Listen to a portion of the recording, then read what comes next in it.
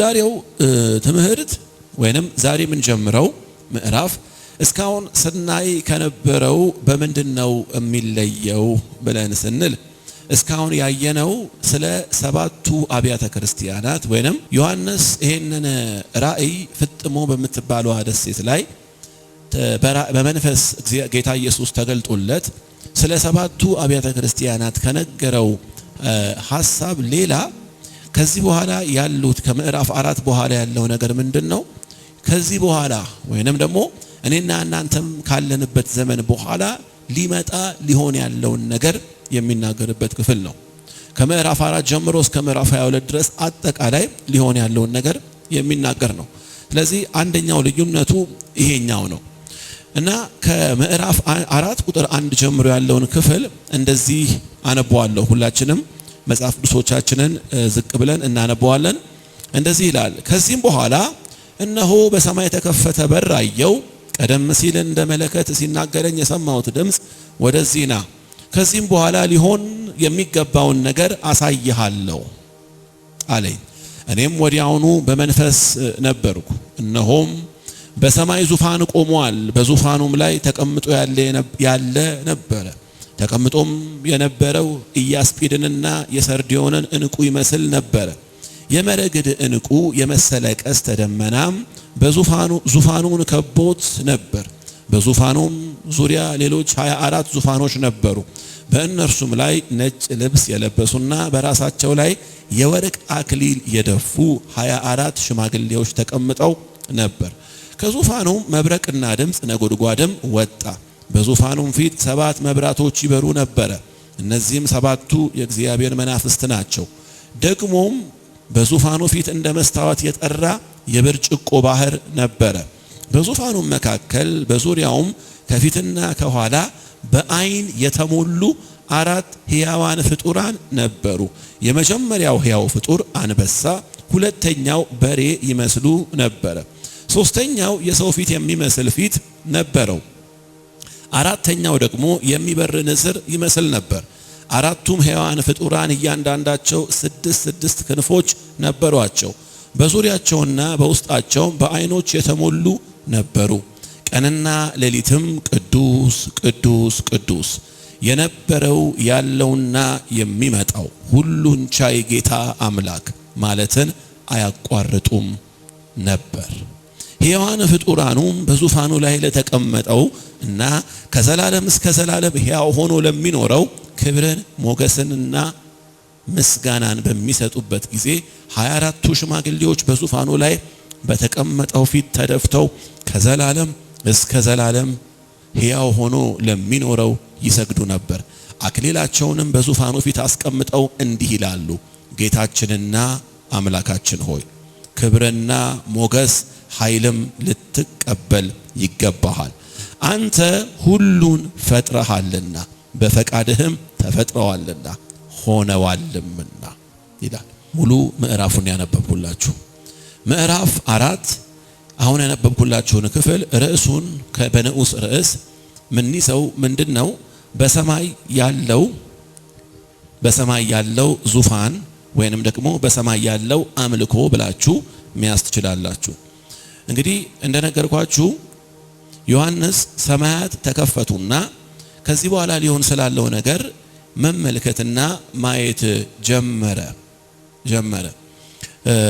አሁንም ደግሜ እላችኋለሁኝ የስካሁኑ መልእክት የዮሐንስ 7ቱ በትንሿ እስያ የሚገኙ 7ቱ አብያተ ክርስቲያናት ያሉበት መንፈሳዊ ነባሪያዊ ሁኔታ የሚያሳይ ሲሆን ካሁን በኋላ ግን የሚያየው ዮሐንስ ምድር ላይ እየተከናወነ ስላለው ነገር ሳይሆን ከዚህ በኋላ በምድር ላይ ሊሆን ስላለው ነገር የሚያይበት ነገር ነው እና ወደ ምዕራፍ 5 ምዕራፍ 6 ምዕራፍ 7 8 እያለን በጣም እየዘለቀን ስንሄድ ይገርማቸዋል። ዮሐንስ በጣም ብዙ ነገሮችን ያያል። እንደው ካሁን በፊት በግላችሁ የዮሐንስን ራእይ መጽሐፍ አንብባችሁ ካነበባችሁት ብዙ ጊዜ ያው ለስነ ፍታቴ ወይም ደግሞ ለመፍታት የሚያስቸግሩ አንዳንድ ቃላቶች አሉ። ለምሳሌ አሁን ከዚህ በኋላ እግዚአብሔር ጊዜ ሰጥቶን የምናያቸው ለምሳሌ አሁን ስለ ሴቲቱና ስለ ዘንዶ አለ።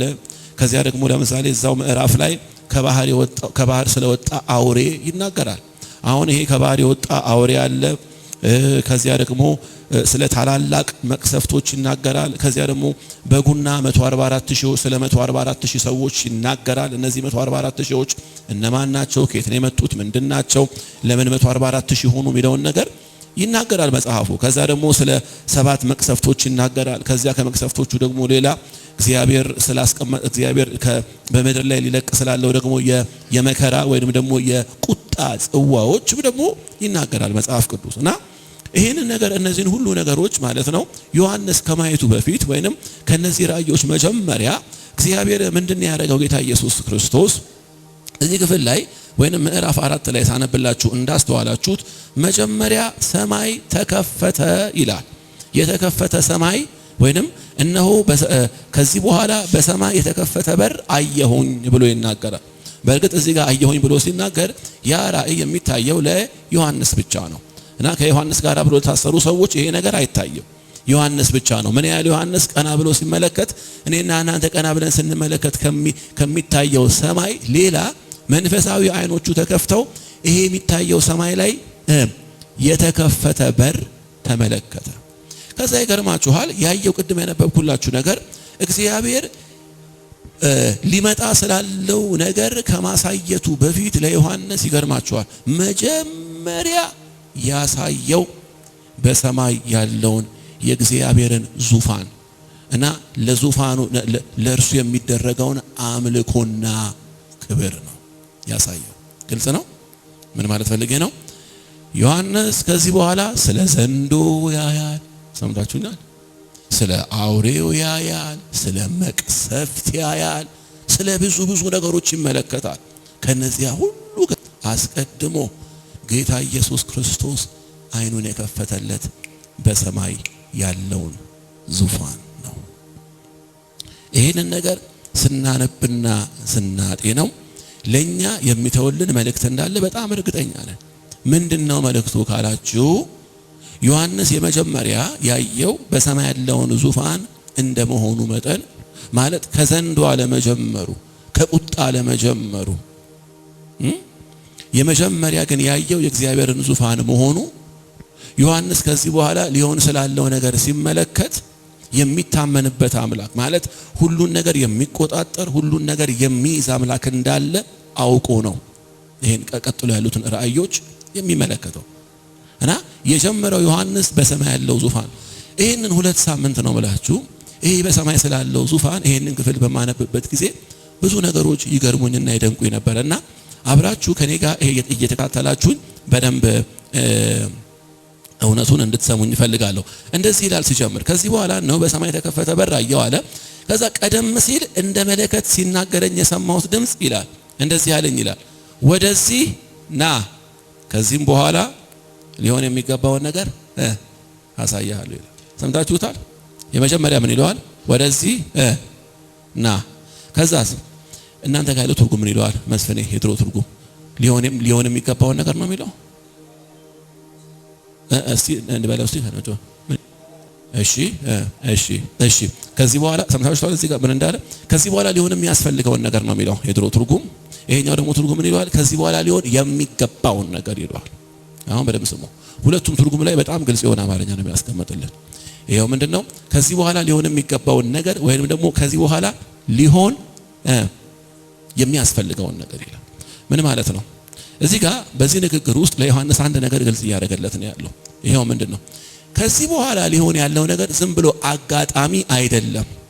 ሊሆን የሚያስፈልገው ነገር ወይንም ሊሆን የሚገባው ነገር ማለት ምን የሚል መልእክት አለው በውስጡ ካላችሁኝ ግልጽ ነው። ከዚህ በኋላ ሊሆን ያለውን ነገር የሚቆጣጠርና እቅዱን ያወጣ አለ ማለት ነው። ግልጽ ነው።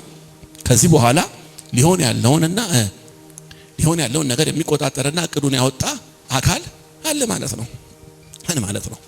ከዚህ በኋላ በሰማይም ሆነ በምድር ምንም ነገር ይሁን እኔና እናንተ ከምናመልከው ከያህዌ እውቅና ውጪ የሚሆን ምንም ነገር የለም።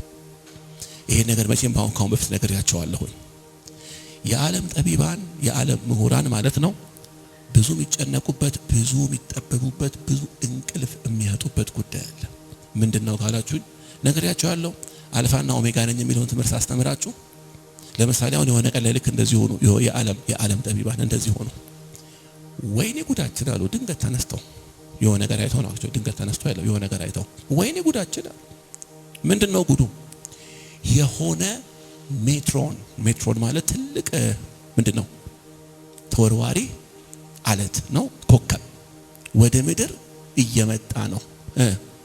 መጥቶ ምድርን ከመታት አለቀለን። ምክንያቱም ከመሬት የሆነ ያለ እጥፍ ይበልጣል። ከምድር የሆነ ያለ እጥፍ የሚበልጥ ተወርዋሪ ኮከብ መጥቶ ቢመታን መታን አይደለም የምትለው መጣ ከዛ ጠፋን ነው ማለት። ወሬ ነጋሪ የማይኖር ተጨንቀው ዋሉል። ለምን መሰለ? እነሱ የዓለም ጠቢባን ባላቸው ዕውቀት የነገ እጣ ፋንታ ይወሰናል ብለው የሚያምኑት እጃቸው ላይ ባለው ማይስኮፕ ነው። ቀና ብለው ወደ ሰማይ ባቡሊ መነጽር ሲመለከቱ የሆነ ኮከብ ከመጣ ወይኔ ጉዳችን ይላል፣ መጥፋታችን ነው ይላሉ። ለምን? የነሱ የነገ ዕውቀት የተገደበው እጃቸው ላይ ባለ መሳሪያ ነው። ዮሐንስ ራእይ ምዕራፍ 4 ግን ለኔና ለእናንተ የሚነግረን ሊሆን የሚገባውን ምን ማለት ነው? ሊሆን የሚገባውን ጉዳይ በተመለከተ በሰማይ ያለ አንድ ዙፋን አለ፣ የመጨረሻ ውሳኔ ሰጪ የሆነ አካል። ሃሌሉያ! ለዚህ ነው አሁን እያንዳንዱን ቃል ጌታ ኢየሱስ ክርስቶስ ለዮሐንስ ሲነግረው ኢንቴንሽናሊ ነው። ዝም ብሎ በገበሬ ውጣ አይደለም፣ ዝም ብሎ በግምት የሚነግረው ነገር አይደለም። እያንዳንዱ ነገር ግልጽ የሆነ ትርጉም አለው። ምንድነው ያለው? ከዚህ በኋላ የሚሆነውን ነገር አሳያለሁ አይደለም ያለው፣ ሊሆን የሚገባውን ነገር በዓለም ላይ ሊሆን የሚገባውን ነገሮች ሁሉ የሚይዝ የሚቆጣጠር እና አስቀድሞ እቅዱን ያወጣ ማን ነው? እግዚአብሔር ነው። ከዛ ቀጥሎ ይሄንን ሐሳብ ግልጽ ሲያደርግ ምን ይላል? ሊሆን ስለሚገባው ነገር አሳያለሁ ካለ በኋላ ቁጥር 2 ላይ እንደዚህ ይላል፣ እኔም ወዲያውኑ በመንፈስ ነበርኩ ይላል። እንቀጥል። እነሆም በሰማይ ዙፋን ቆሟል ይላል። ከኔ ጋር ናችሁ? በሰማይ ምን ቆሟል? ዙፋን ቆሟል አለ። እንግዲህ ዮሐንስ የሚያየውን ነገር ነው ለኛ እየነገረን ያለው። ዙፋን ቆሟል ካለ በኋላ እንደዚህ አለ፣ በዙፋኑም ላይ ተቀምጦ ያለ ነበረ አለ። ዙፋኑ ብቻውን አይደለም፣ በዙፋኑ ላይ ማን አለ አለ? ተቀምጦ ያለ ነበር። እዚህ ጋር ዮሐንስ ተቀምጦ ያለ ነበር ብሎ የተናገረው ማንን ነው ካላችሁ ግልጽ ላድርግላችሁ፣ እግዚአብሔር አብ ነው።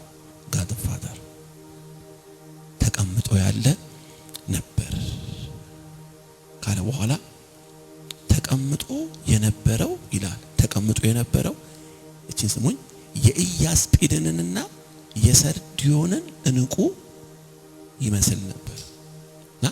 እነዚህ የእንቁ አይነቶች እኔ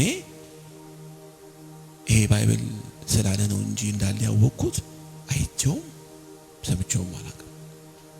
የሰርዲዮንና እኛ የምናውቀው እንቁ ምንድነው? አልማዝ አይደለ? ዳይመንድ በጣም በቃ ሄደ ከተባለ ከሁለት ውጪ ኢትዮጵያ ውስጥ ይገኛል እንዴ? ማለት ያው ሀብታሞች ቀለበት ላይ የምናየው አይደል እንዴ? እና እሱ ግን ምን አለ? የኢያስጲድንና የሰርዲዮንን እንቁ ይመስል ነበር ይላል። እንደነገርኳችሁ እነዚህ የድንጋይ አይነቶች አናቃቸውም እኛ። ግን ወንድሞቼ እና እህቶቼ እስም ጋር ቆም ብዬ አንድ ነገር ልንገራችሁ። በደንብ አስተውሉት አረፍተ ነገር አቀማመጡን። አሁን ባይብል ስናጠና ልክ በእንዲህ አይነት መንፈስ በእንዲህ አይነት አካሄድ መሆን አለበት። አማርኛውን ስሙት ምን እንዳለ ዮሐንስ ያለው ተቀምጦ የነበረው የኢያስጲድንና የሰርዲዮን እንቁ ነበር አይደለም ያለው፣ ይመስል ነበር ያለው። ለምንድን ነው የሰርዲዮንና የኢያስጲድ እንቁ ነው ያላለው? ይልቁንም ይመስል ነበር ያለው። ለምንድን ነው ካላችሁ ዮሐንስ አይኖቹ ተከፍተውለት ያየው ይሄ የሰማይ ክብር የመጨረሻ ዙፋኑን ሊገልጥ የሚችልበትን የመጨረሻ የከበረ ድንጋይ ይሄን ይመስል ነበር። የመጨረሻ ሊገልጥ የሚችለውን ቋንቋ ተጠቀመ እንጂ በሰማይ ያለው ዙፋን ሰርዲዮንና ኢያስጲድ ብለህ የምትደመድመው አይደለም። ዮሐንስ አለኝ የሚለውን ውድ ነገር መጥቀሱ ነው። አንዳንድ ቀን ይሄን ነገር ስትመለከቱ እንደው ለፍራክሽን ኦፍ ሰከንድ እግዚአብሔር ይሄንን ክብር ባሳየኝ ብላችሁ ውሽ አድርጋችሁ አታውቁም? ደግነቱ ማየታችን አይቀርም ማየታችን። ይመስል ነበር አለ። ለምን ነው ብዬ ልደመድመው የምችለው ነገር አይደለም። በእግዚአብሔር ዓለም ሰው እግዚአብሔርን ሲያይ ታውቃላችሁ፣ ይሄ ነገር ይመስላል ብሎ ነው እንጂ ሊናገር የሚችለው ነው ብሎ ሊያወራ ተዘካላችሁ። ዮሐንስ ራእይ ምዕራፍ 1 ስንመለከት ቁጥር 19 ጋር ዮሐንስ ኢየሱስን የሚያውቀው ለምን ለስንት ዓመት ነው ብያቸዋለሁ? በትንሹ ለ3 ዓመት ተኩል አይደለ? አብሮ ሲገባና ሲወጣ ነበር። ከ3 ዓመት ተኩል በኋላ ያው ኢየሱስ ሞቶ ከሙታን ተነሳ፣ ከዛ ወደ አባቱ አረገ። ከዮሐንስ ራእይን በዮሐንስ በዚህ መጽሐፍ ላይ በራእይ ሲገለጥለት ኢየሱስ ክርስቶስ ለዮሐንስ ከስንት ዓመት በኋላ ነበረ? ከድፍን 60 ዓመት በኋላ ነበር። ከ60 ዓመት በኋላ ሲመለከት ምንድነው ያለው ብያቸዋለሁ? የሚናገረኝን ድምጽ ለማየት ዞር ባልኩኝ ጊዜ 7 የወርቅ መቅረዞችን አየሁ። በመቅረዙ መካከል የሰው ልጅ የሚመስለውን የሰው ልጅ የሚመስለውን አይደል ያለው? የሚመስለውን ያለው ለምን ነው ብሎ በደምደም የማይቻል ስለሆነ ይሄ የሚያሳየን ምንድነው? ሰማያዊን ክብር ምድራዊ ቃላቶች ሊገልጡት እንደማይችል ምድራዊ ቃላቶች ሊገልጡት እንደማይችል ጳውሎስ ሲናገር ምን አለ ትዝ ይላችኋል? ሁለተኛ ቆሮንቶስ ላይ ከ14 መመካት ካስፈለገ ከ14 ዓመት በፊት ወደ ሰማይ ስለሄደ ስለ አንድ ሰው መናገር ይችላል አለ። ያው ስለራሱ ነው የሚናገረው፣ ግልጽ ነው። ከዛ እንደዚህ ያለ ወደ ሰማይ ሄደ፣ በመንፈስ ይሁን በስጋ አላቅም አለ። ግን ምንድነው ወደዚያ ሄደ፣ ከዛስ በሰው ቋንቋ ሊገለጥ የማይገባውን ነገር ሊገለጥ የማይችልን ነገር ተናገረ። መጽሐፍ ቅዱስ ወገኖቼ ሆይ አይን ያላየው ጆሮም ያልሰማው እግዚአብሔር ግን ለሚወዱት ያዘጋጀው ብሎ ሲናገር እኮ ቀልድ አይደለም። አሁን ስለኔና ስለናንተ ነገ ከሞት በኋላ ስላለው ህይወት እኮ ስናስብ እባካችሁ ነገሩ ሊቀልብን አይገባ። እኔና እናንተ እኮ ዛሬ ሊምበርጊኒ የሚባል መኪና አይተን እኮ ምራቃችን ይመጣል። ፖርሽ የሚባል ሰው በፖርሽ መኪና እኮ ይገረማል። እናንተ ከኔ ጋር ናችሁ። ከምንም ነገር ጋር የማናወዳደረው ክብር እየጠበቀን ነው። እስቲ አሜን በሉ።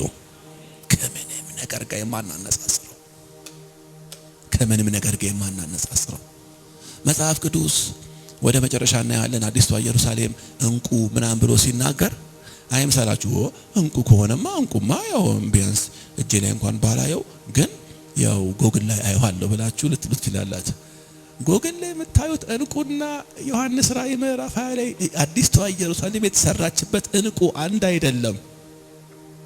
ያኛው አእምሮ ሊስል ከሚችለው በላይ በጣም ግሎሪየስ የሆነ ነው። አሁን እንዲህ በጣም ድራማቲክ በሆነ መንገድ ብገልጥላችሁ ከዚህ በላይ በእናንተ ልብ ላይ ሊገን የሚገባው ነገር ስለሌለ ነው።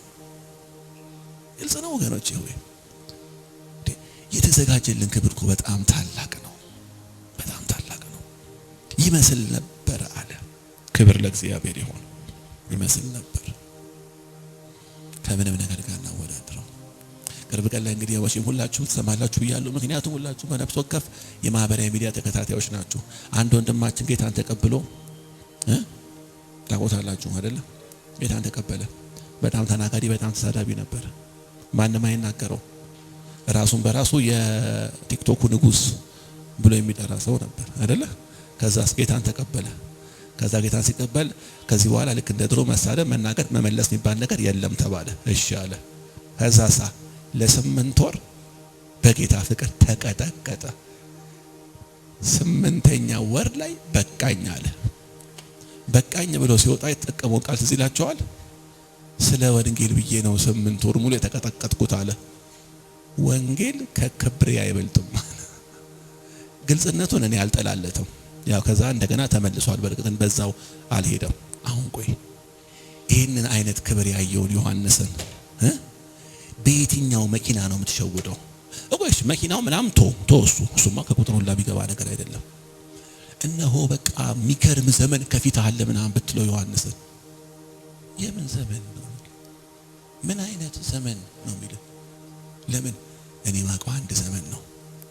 አሁን እዚህ ሆኜ አይኖቼ ተከፍተው ያዩት የሚጠብቀኝ ከዳግም ምጽአት በኋላ ወይንም እኔ ወደሱ ከሄድኩ በኋላ የሚጠብቀኝ ያ የክብር ዓለም ነው ለኔ ትልቁ ሽልማት። አንዳንድ ቀን እኔም እማጽነው ነገር ምንድነው? በእኛ ዘመን አገልግሎት እግዚአብሔር በልጁ በክርስቶስ ኢየሱስ በኩል ይሄንን የመሰለ ትልቅ ዘላለማዊ ሽልማት አዘጋጅቶልን ሳለ እኛ ግን የምናገለግለውን ሕዝብ በነገ ተስፋ ሆዱን ሞላ ነው። ከዛስ ለእንዲህ አይነት እውነት አፒታይቱ ተዘጋ። ስንናገርም አንሰማም።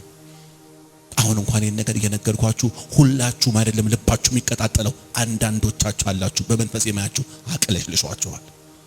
ምንድነው ደግሞ የሆነ እስቲ 2019 ተበረገደ አይለም እንዴ ምናምን እያለ አይበረገድም። ከተበረገደም ለሁላችን ይበረገድልን። እኔ ግን አሁን ማወራው ስለ 2019 አይደለም። ባክ 2019ን ብራዘር እኮ በቃ እንገባበት ገባን አይደል? 2020 እኔ ዓመቱ ምህረቱ እስኪጠፋብኝ ድረስ ነው እንደ ጌታ ይነካኝ። 2021 ይሁን መልካም ነው። ግን የመጀመሪያ ልባችን ላይ ሊቀመጥ ልባችንን ሊገዛ የሚገባው እውነት ከልባችን ላይ ተነስቶ ሌላ ነገር መሆኑ በጣም ያሳዝናል። ልቀጥል። የመረግድ እንቁ ከዛ እንደዚህ ይላል። የመረግድ እንቁ የመሰለ ቀስተ ደመና አስምሩባት። ቀስተ ደመና የምትለው አለ። የመረግድ እንቁ የመሰለ ቀስተ ደመና አለ።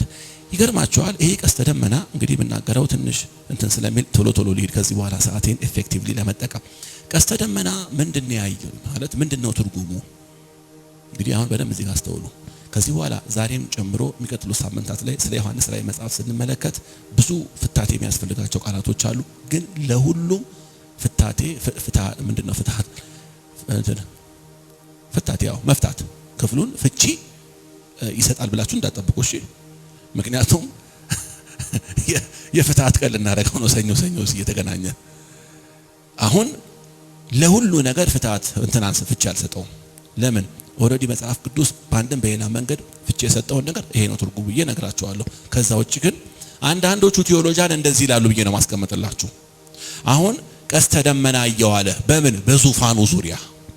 አሁን ይሄ ቀስተ ደመና ምንድነው ካላችሁ ወደ ሕዝቅኤል ምዕራፍ 1 ዝም ብላችሁ እናንተ ጻፉት ምጽፉ ሰዎች ካላችሁ ሕዝቅኤል ምዕራፍ 1 ላይ ባይዘው ሕዝቅኤልንና ዮሐንስን የሚያመሳስላቸው ነገር አለ። ሁለቱም ወደ አገልግሎት ከመግባታቸው በፊት ራእይ እንደዚህ አይተዋል አይደለም? ራእይ እና ሕዝቅኤልም ሙሉን ምዕራፍ 1 የሚናገረው ስላየው ራእይ ነው። ስላየው ራእይ ሲናገር ሕዝቅኤል ምን ይላል? ዙፋኑ ዙሪያ ቀስተ ደመና ነበር ይላል። ሙሉ ምዕራፉን እናንተ አንብቡት። ይሄ ቀስተ ደመና ምንድነው ብለን ከጠየቅን መልሱን የምናገኘው ይሄ ቀስተ ደመና በዘፍጥረት ምዕራፍ 9 ቁጥር 13 መሰረት በዘፍጥረት ምዕራፍ 9 ቁጥር 13 መሰረት ያለ አንድ ታሪክ አለ እዛ ጋር። ይሄው ምንድነው? እግዚአብሔር ለኖህ ከዚህ በኋላ መጥቼ ምድርን በመቅሰፍት በውሃ መቅሰፍት አልመታትም ሲል ምን ምልክት ሰጣቸው ይላል? ቀስተ ደመና። ስለዚህ ቀስተ ደመናው ምንድነው? እግዚአብሔር ኪዳኑን ለመጠበቁ አንደኛው ማሳያ ነው። ከዘፍጥረት ምዕራፍ 9 ሌላ በሕዝቅኤል ምዕራፍ 1 እና በዮሐንስ ምዕራፍ 4 ላይ ቀስተ ደመና ዙፋኑን ከቦት መጻፉ ምንድነው የሚያሳየን ካለን እግዚአብሔር ኪዳኑን የሚጠብቅ አምላክ መሆኑን የሚያሳይ ነው። ቀስተ ደመና ኪዳኑን የሚጠብቅ አምላክ መሆኑን የሚያሳይ ነው። ይቀጥላል። ቀስተ ደመና ዙሪያውን ከቦት ነበር ካለ በኋላ ወደ ቁጥር 4 ጋር ደግሞ ሲመጣ እንደዚህ ይላል። በዙፋኑ ዙሪያ ሌሎች 24 ዙፋኖች ነበሩ ይላል። አንድ የሱ ዙፋን ብቻ ሳይሆን ያለው ሌሎች ስንቶች አሉ አለ?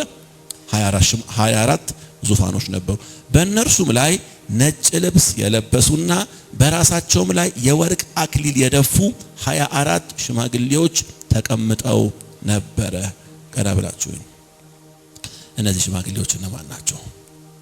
የመጀመሪያ ነገር ስለ ሽማግሌዎቹ ከመናገሩ በፊት ምን አለ?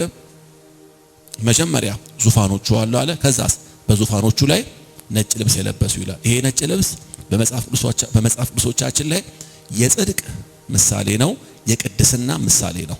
አንደኛ። ከዛስ ነጭ ልብስ ብቻ ደግሞ ሳይሆን ምን ደፍተዋል ይላል? አክሊል ደፍተዋል። አሁን ይሄ አክሊል ሁለት ነገር ነው፣ የድልና የክብር። የድል ማለት የአሸናፊነት አይደለ? ባይብል ላይ መጽሐፍ ቅዱሶቻችን ላይ አክሊል የአሸናፊነት ማሳያ ነው። አክሊል የድልና የምን አልኳችሁ? የክብር ማሳያ ነው። እነዚህ ሽማግሌዎች ዙፋን ላይ ነው ያሉት። ነጭ ልብስ ለብሰዋል።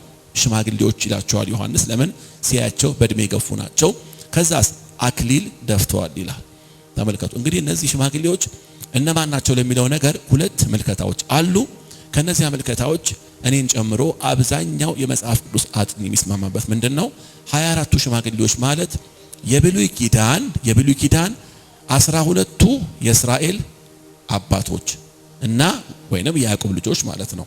ከአዲስ ኪዳን ደግሞ 12ቱ የበጉ ሐዋርያት ናቸው።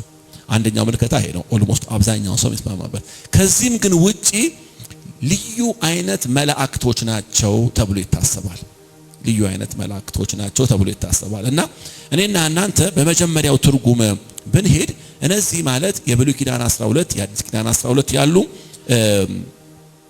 ሽማግሌዎች ሲሆኑ ከሌሎች ሰማያዊ አካላት ይልቅ በደንብ ስሙኝ፣ ለዙፋኑ ቅርብ ናቸው። ለዙፋኑ ቅርብ ናቸው። እንግዲህ እዚህ ጋር በደንብ አንድ ማወቅ ያለብን ነገር አለ። እንግዲህ ያው በጥልቀት ከዚህ በኋላ ባሉት ምዕራፎች ላይ እናየዋለን። መቼም በጌታ ያመንን ሰዎች እንደመሆናችን መጠን ሁላችንም እንገባለን። ግን ሁላችንም ግን እኩል አይነት ክብር አይኖረንም። እቺን እርግጠኛ ሆኖ እሺ እንደዛ ማለት ያው እኔ በጣም በልጣቸዋለሁ እያልኩ አይደለም ያለሁት። በክብር ከፍ ያለ የላቀ ክብር የሚኖረው እዚህ ምድር ላይ ባለን ታማኝነት ልክ ነው። እኔ ቆሜ እዚህ ጋር ፊት ለፊት ይሄን ማይክ ስለያዝኩኝ የበለጠ ክብር ይጠብቃል የሚል ነገር የለም መጽሐፍ ቅዱስ ላይ። አንተ ቁጭ ብለህ ወይንም ቀደም ብለህ መተህ የምታደርጋቸው ነገሮች በጣም ከእውነተኛ ልብ የመነጨ ከሆነ እዛኛው ዘመን ላይ ስንመጣ ቁጭ ብለን ላንተ ስናጨበጭብ ልንገኝ እንችላለን። ግን አንድ ማወቅ ያለባችሁ ነገር እኔና ጳውሎስ አሁን እኩል ክብር ሊኖረን አይችልም። ሰምታችሁኛል? ያው ባለፈው ነግሬያችኋለሁ። እኔ ወደ ሰማይ ስገባ የመጀመሪያ ጳውሎስን ነው ጥምጥም ልበት ይላል። ጳውሎስ እኔ እንደሚገባኝ አሁን ወደዛኛው ዓለም ስንሄድ ሄደ ጥምጥም የምትልበት ክብር ውስጥ አይደለም። በቀላሉ ታች የምታረገው አይነትም ሰው አይደለም። ግልጽ ነው። እነዚህ 24ቱ ሽማግሌዎች የበጉ ሐዋርያትና 12ቱ የያዕቆብ ልጆች ለዙፋኑ ቅርብ ናቸው። አክሊል ደፍተዋል ይላል። ከዛ ስሙኝማ ምን እንደሚል ቁጥር 5 ላይ ከዙፋኑ መብረቅና ድምፅ ነጎድጓድ ወጣ፣ በዙፋኑም ፊት 7 መብራቶች ይበሩ ነበረ፣ እነዚህም 7ቱ የእግዚአብሔር መናፍስት ናቸው ይላል። 7ቱ መብራት 7ቱ የእግዚአብሔር መናፍስት ናቸው። 7ቱ የእግዚአብሔር መናፍስት የሚለውን ከታች እኔ ጋር ያለው መጽሐፍ ቅዱስ በትንሽዬው ያስቀመጠው አማራጭ የቃል ትርጉም አለ። 7ቱ መናፍስት የሚለውን 7 እጥፍ መንፈስ ማለት ነው። ያ ደግሞ ምዕራፍ 1 ስንመለከት ግልጽ አድርጌላችኋለሁ። 7 እጥፍ ማን ነው? መንፈስ ማን ነው? ግልጽ ነው፣ መንፈስ ቅዱስ ነው። እሺ ከዛም ቁጥር 6 ደግሞም በዙፋኑ ፊት እንደ መስታወት የጠራ የብርጭቆ ባህር ነበር ይላል። አሁን ኢዩኤል ይሄ ባህር ምንድነው ካላችሁኝ በጌታ ፍቅር እኔ ማለቀው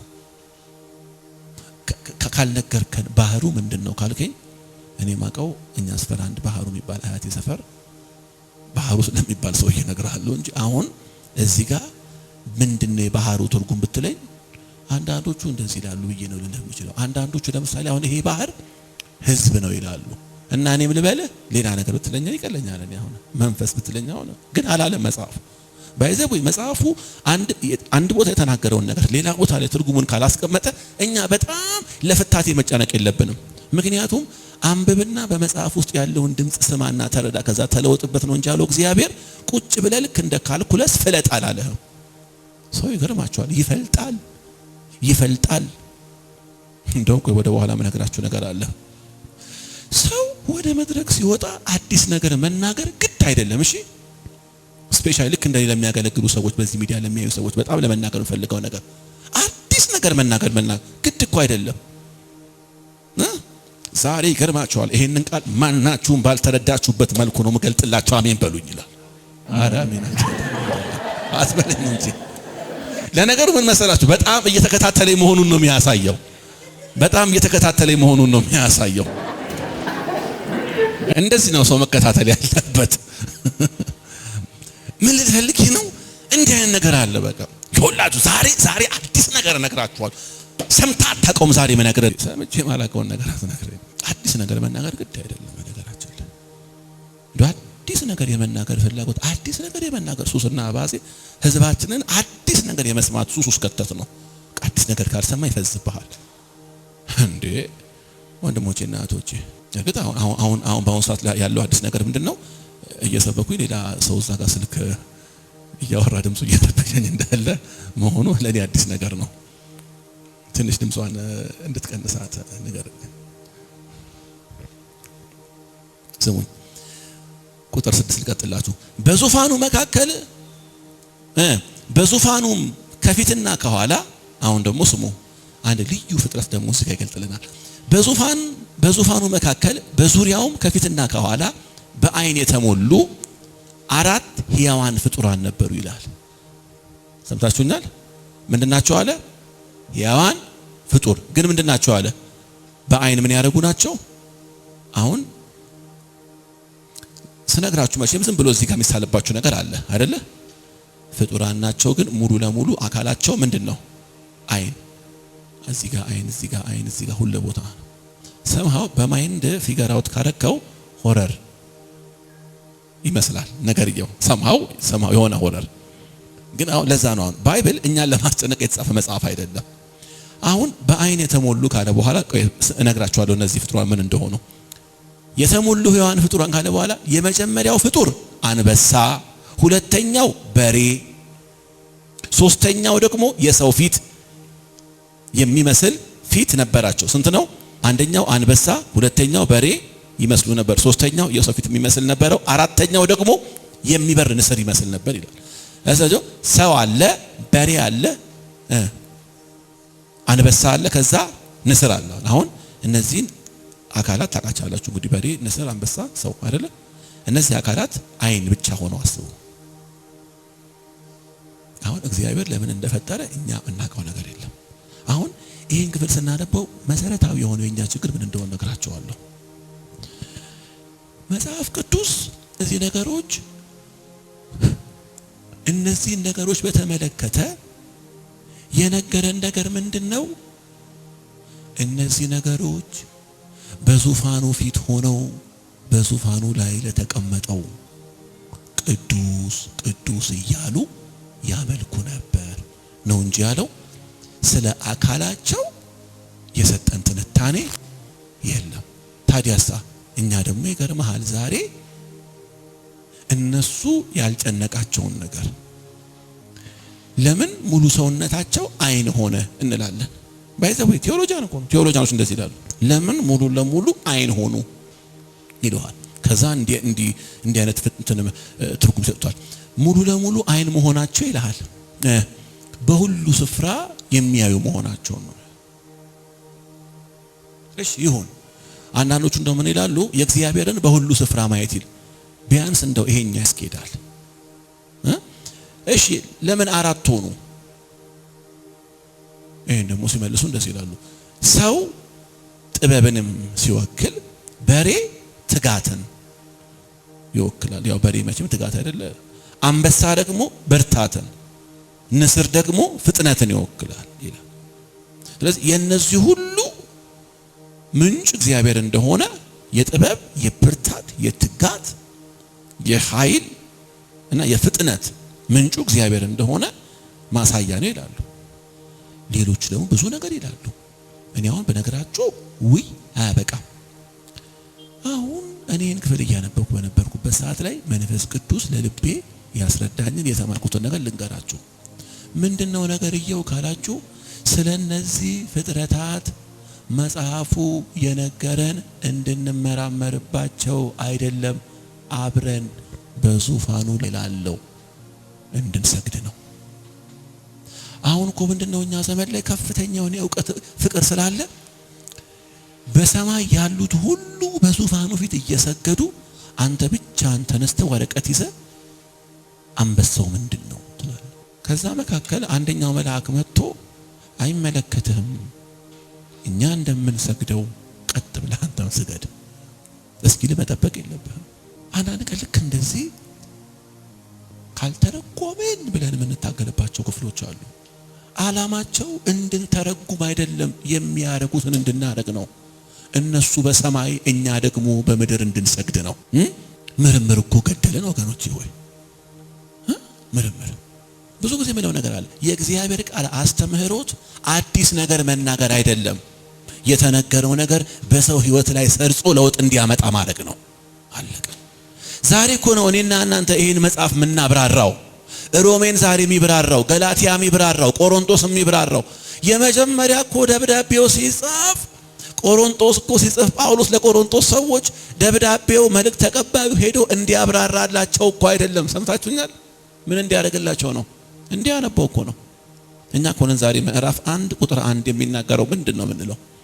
ይገርማቸዋል። በዚያ ዘመን ላይ ይነበብና በቃ ይቀመጣል። ለምን? በራራም መልእክት ነው። ምን ልፈልግ ይመስላችሁ? አሁን ይሄን ክፍል ስንመለከት በዋናነት የሚነግረን ነገር ምንድነው ካላችሁ፣ በሰማይ ያለው አምልኮ ምን ያህል ግሎሪየስ እንደሆነ የምናውቃቸው የብዙ የማናውቃቸው ልዩ ልዩ ፍጥረታት ለዙፋኑ የቀረቡ አሁን የሰው ልጅ ካለው ክብር ጋር የማይወዳደር ክብር ውስጥ ያሉ ይገርማቸዋል። ክብራቸውን ሁሉ በዙፋኑ ፊት ጥለው እንዴት እንደሚሰግዱና እንደሚያመልኩ ይሄ ነው መልእክቱ። ክብር ለእግዚአብሔር ይሁን። ምን ይላሉ ይላል እነዚህ አራቱ ሕያዋን ፍጡራን? ቅዱስ ቅዱስ ቅዱስ የነበረው ያለውና የሚመጣው ሁሉን ቻይ ጌታ አምላክ። እንደው በጌታ ፍቅር ስንት ስንኝ ነው? 3 እኮ ነው አይደል? 3 አረፍተ ነገር እነዚህ ሰዎች 4 ነገር ዘምረዋል እንዴ? ይገርማቸዋል። እቺን 3 አረፍተ ነገር ላለፉት በትንሹኛ ስናቀው በትንሹ 6000 ዓመታት ቅዱስ ቅዱስ ቅዱስ የነበረው ያለውና የሚመጣው ሁሉን ቻይ ጌታ አምላክ። ከዛሳ ቀና ሲሉ ያንኑ ቃል እንደገና ይደግሙታል። አይሰለቻቸውም እንደማትሉኝ እርግጠኛ ነኝ። ለምን? በሰማይ ያለው ክብር እኛውን እዚህ ጋር ፊገራውት እንደምናረገው አይደለም።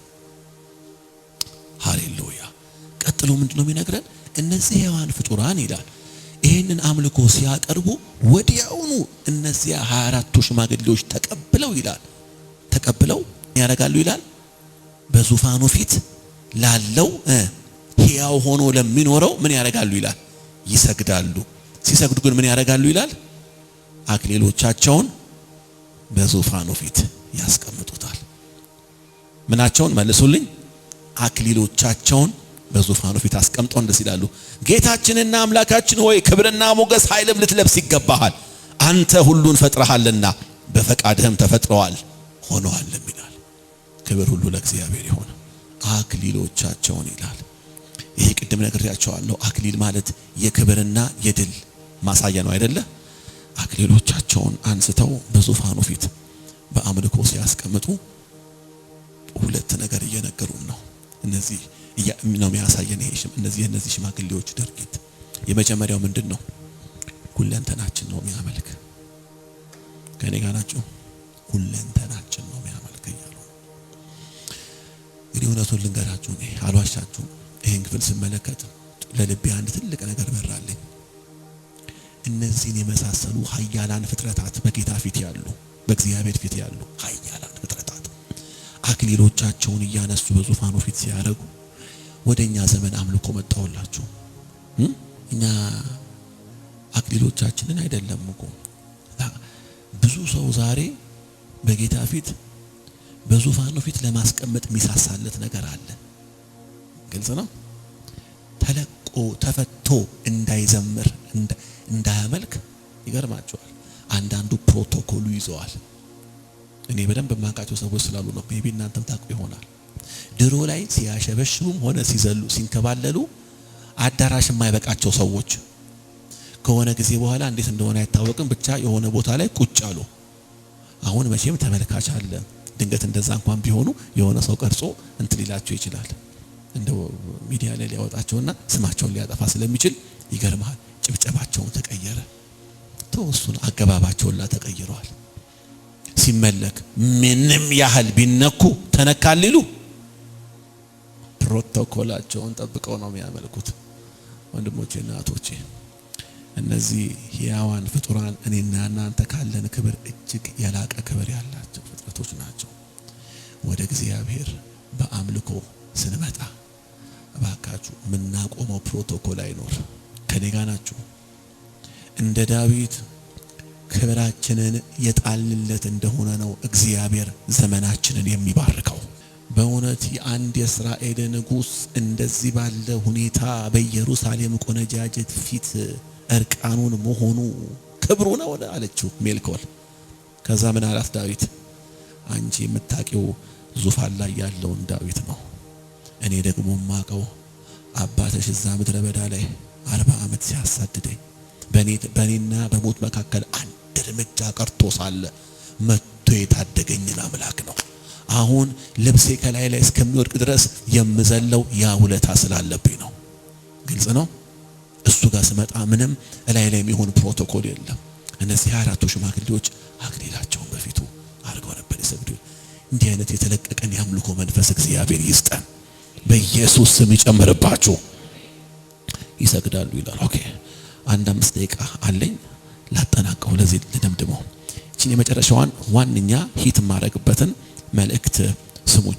ይህንን የሰማይ አምልኮ ስንመለከት ምንድነው በዋናነት ለኔና ለናንተ የሚተውልን መልእክት ካላችሁ ከዛሬው ሐሳብ ማለት ነው።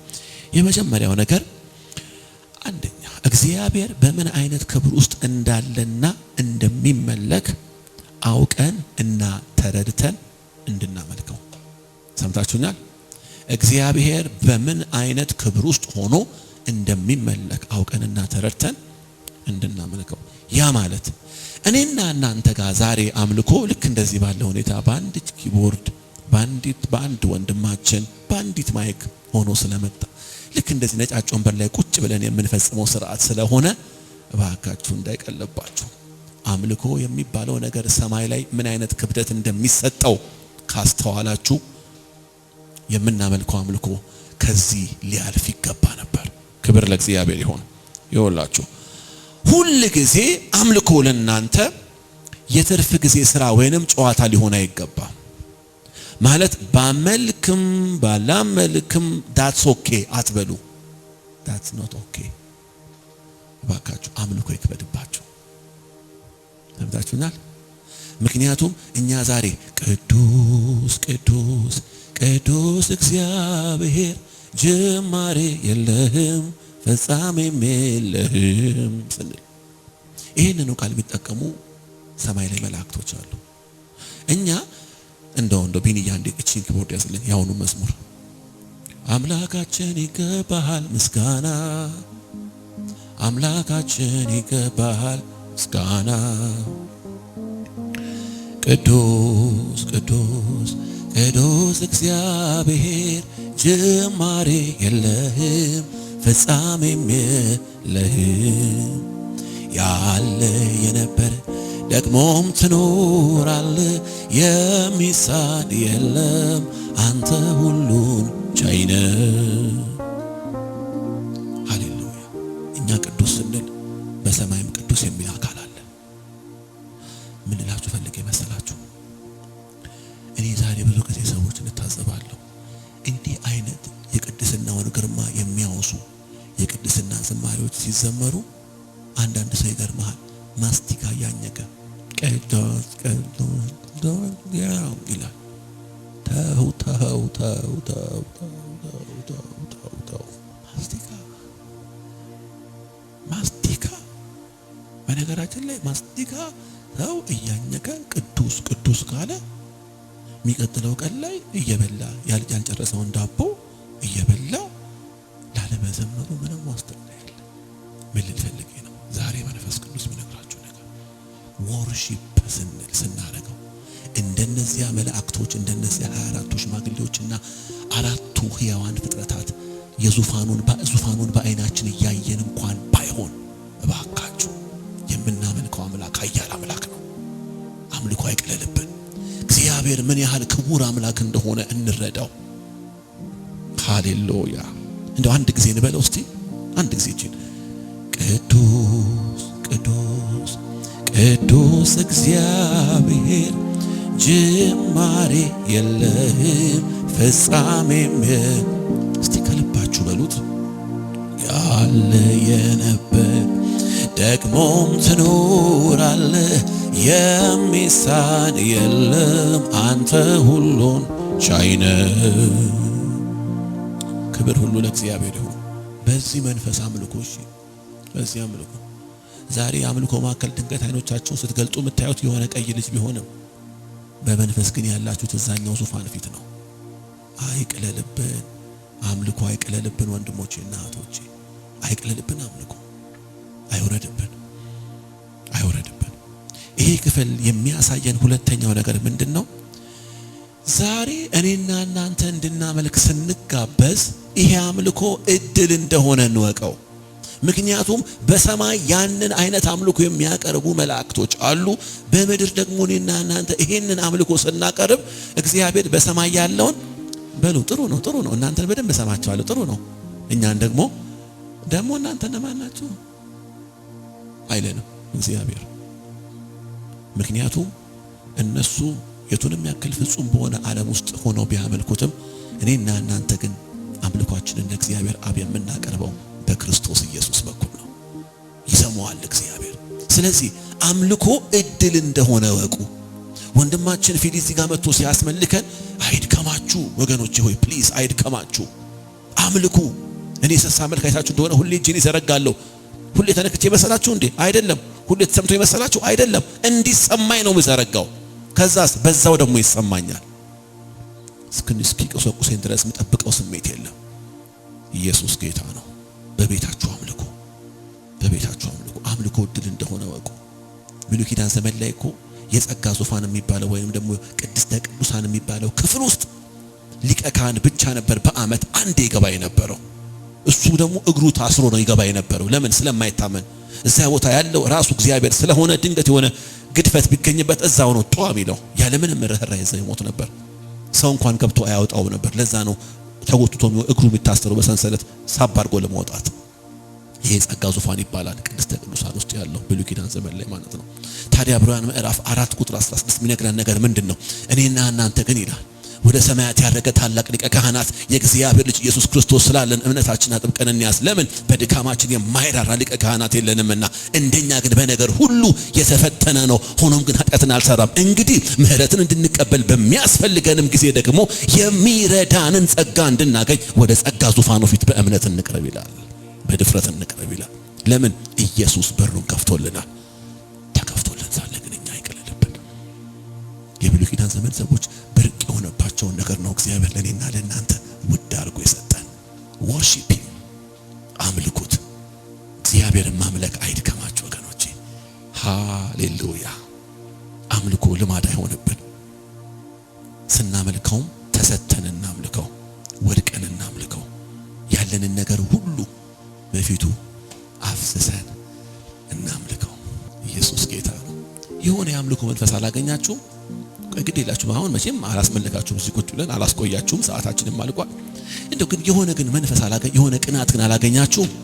እግዚአብሔርን መራብ፣ እግዚአብሔርን መፈለግ። ዝም ብዬ አይደለም ተራ ይሄ መዝሙር አወቀው ፊል በከንቱ አይጠራ ስምህ አይደለም ጠራህ በከንቱ አይጠራም ስምህ። ደስ አይልም? እንዲሁ አይደለም ጠራህ በከንቱ አይጠራም ስምህ። እንዲሁ አይደለም ጠራህ በከንቱ አይጠራም ስምህ። ለምስጋና ለክብር እጠራዋለሁ ስምህን።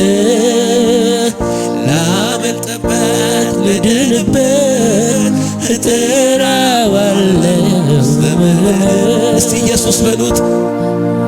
ኦ ኢየሱስ ኢየሱስ ኢየሱስ ኦ ኢየሱስ ኢየሱስ ኢየሱስ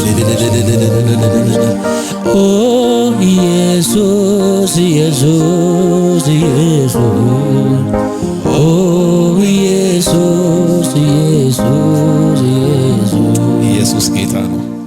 ሃሌሉያ ሃሌሉያ።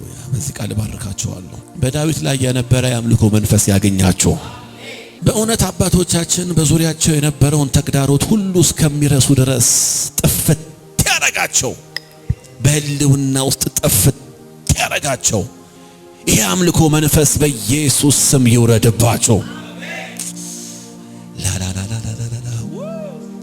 ሁልጊዜ ስምህን እጠራለሁ እጠራለሁ ኢየሱስ ኢየሱስ እልሃለሁ እልሃለሁ ሁልጊዜ ስምህን እጠራለሁ እጠራለሁ ኢየሱስ ኢየሱስ እልሃለሁ እልሃለሁ ኦ በምስጋና በዝማሬ እመጣለሁ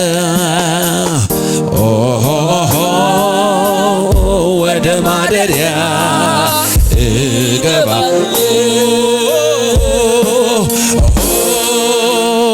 በምስጋና በዝማሬ እመጣለሁ ወደ ማደሪያ እገባለሁ በምስጋና በዝማሬ እመጣለሁ ወደ ማደሪያ እገባለሁ በምስጋና በዝማሬ እገባለሁ ወደ ማደሪያ። እጆቻችሁ ከፍ አድርጎና መሰዊያን ሰራሁኝ ልሰዋል በፊት ላቀርበው ያለኝ በሙሉ ታውቀዋለ የቱን ነው ምትሻው እያልኩኝ ስደረድር ምድርና ሞላዋ ለካስዬ አንተ ነው የሚቃጠል መስዋዕት ደስ እንዳያሰኝ ይህንን ተረዳው። ታዲያ እኔ ምን ልስጥ ምን ሰጥቼ ደስ ላሰኝ እያልኩኝ ስጠይቅ ቃልህን ስጠዋለኝ ራስህን። ታዲያ እኔ ምን ልስጥ ምን ሰጥቼ ደስ ላሰኝ እያልኩኝ ስጠይቅ ቃልህን ሰዋዋለኝ ራስህን። ስለዚህ ራሴ ሕያውና ቅዱስ አድርጌ ፊትህን ደስ እንዳሰኘ ፈቀድኩ ልስዋ ይኸው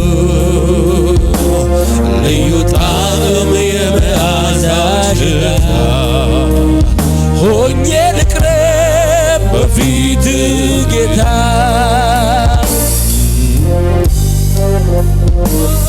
ሃሌሉያ ሃሌሉያ ሃሌሉያ